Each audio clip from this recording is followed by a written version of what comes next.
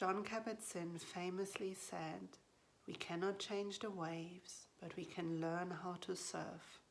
And while we cannot control the external world, we have 100% ownership of our internal experience, as we are creating our experience 100% from the inside out. So when you are experiencing a difficult emotion, it's directly related to the quality of your very own thinking. And one way to recognize this is to ask yourself right now, where in the world am I resisting to what is? And I don't mean resisting externally, let's say, with motivated activism, but what I mean is really, where are you resisting in your very own mind? Where are you going around in thought feedback loops? Where you're already creating worst case scenarios and making up imaginary futures? Or where in your world are you resisting something that has already happened? Let's say a conversation that you had with someone, or something that has already happened.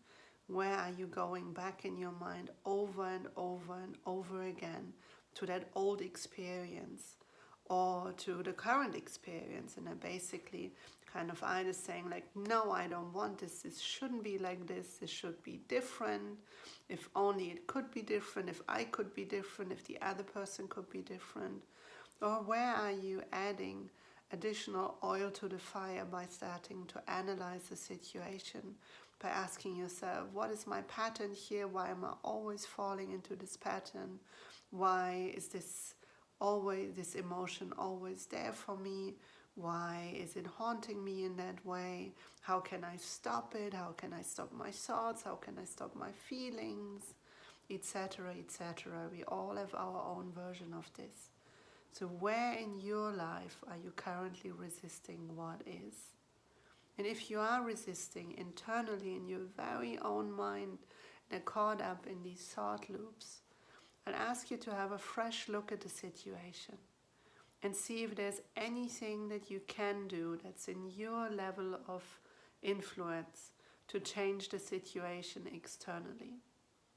And if there's nothing you can do right now to change the situation externally, I really invite you to accept whatever is, to apply radical acceptance to what is.